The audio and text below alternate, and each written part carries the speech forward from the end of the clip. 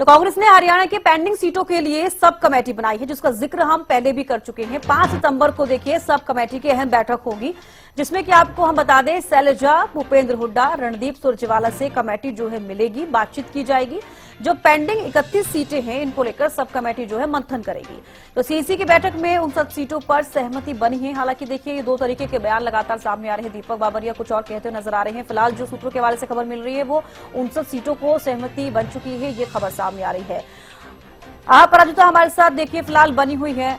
अपराजिता देखिए लगातार हम जिक्र कर रहे हैं 59 सीटों का और सूत्रों के हवाले से हालांकि ये जानकारी सामने आई, लेकिन 31 सीटों का हम जिक्र करेंगे जो ये सब कमेटी कांग्रेस की तरफ से बनाई गई है। इसमें 31 सीटों को लेकर चर्चा की जाएगी और कुमारी शैलजा, भूपेंद्र हुड्डा, रणदीप सुरजेवाला से एक एक करके मुलाकात होगी। क्या कुछ ज्यादा जानकारी? बिल्कुल, देखिए सब कमेटी बनाई गई है। 31 सीटों को लेकर जिस तरह से चर्चा नहीं हो पाई है, सहमति नहीं बन पाई है, उन 31 सीटों को लेकर के यहाँ पे सब कमेटी बनाई गई है। अगर सब कमेटी की हम बात करते हैं तो दीपक बाबरिया, इसके अलावा मधुसूदन मिस्त्री और भी कुछ टीएसडी की बात करते हैं।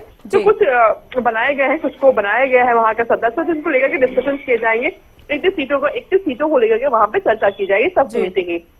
साथ ही बड़ी जानकारी सामने आ रही है कि उस 31 सीट में से जो डिस्कशन किए जाएंगे तो 3 वरिष्ठ नेता, यानी हरियाणा की अगर हम बात करते हैं तो कुमारी शैलजा, रणदीप सुरजेवाला, भूपेंद्र सिंह हुड्डा, इन तीनों के साथ मुलाकात की जाएगी। उनके भी यहाँ पे पॉइंट ऑफ व्यू लिए जाएंगे। जिस तरीके से देखिए गुटबाजी की जो चर्चा हमेशा कांग्रेस हरियाणा से सुनते हुए मिलते हैं हम, जिसकी वजह से कहीं ना कहीं हार का भी सामना कांग्रेस को 2 बार करना पड़ा है, जिसको लेकर के शीर्ष नेता तो काफी सक्रिय है इस बार, खुद सभी चीजों को अपने हाथ में रखना चाहती है। तो सभी की बातें यहाँ पर रखी जाए, टेबल पे रखी जाए, किसी को भी ऐसा महसूस ना हो कि उनकी बात शीर्ष नेतृत्व तक पहुंच नहीं पाई है, उनकी बातें नहीं मानी गई है, ऐसी कोई चीजें ना हो, जिसके लिए लगातार देखने को मिल रहा है कि सब कमेटी बनाई गई है। इससे पहले भी जिस स्क्रीनिंग कमेटी के सदस्यों के साथ भी गोपनीयता के साथ यहाँ पे 1-to-1 तरीके से भी डिस्कशन किए गए थे।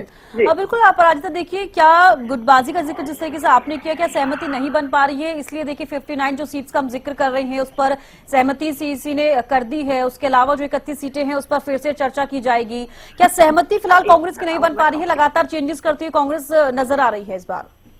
बिल्कुल, देखिए सहमति के 2 कारण हो सकते हैं। एक तो क्योंकि शीर्ष नेतृत्व को लगता है कि इस सीट पर किसी और सदस्य को रखना चाहिए कि जिसकी जो जीतने की संभावनाएं सबसे ज्यादा वहां पर होगी। तो बिल्कुल पैनल में जिसका नाम रखा गया होगा उसकी जीतने की संभावनाएं नहीं होंगी। पहला ये रीजन हो सकता है। दूसरा ये रीजन हो सकता है कि अलायंस को लेकर के अभी चर्चा जारी है, तो क्या सीटें उन्हें देनी होगी इसको लेकर भी अभी चर्चा करनी बची हुई है। तो जिसके बाद जब एक बार सीट डिसीजन ले लिया जाएगा कि कौन सी सीट पे कौन सी पार्टी लगती हुई नजर आएगी, उसके बाद फिर बची हुई सीटों को लेकर के सब कमेटी डिसीजन लेगी। इसके अलावा एक और रीजन है, जिस तरीके से विनेश फोगाट और बजरंग पुनिया को लेकर के हालांकि कहा जा रहा है कि सीसी की बैठक में डिस्कशंस नहीं हुए, तो बिल्कुल संभव है कि उन सीटों को लेकर के सब कमेटी या फिर सीधा शीर्ष नेतृत्व डिसीजन लेता हुआ नजर आएगा।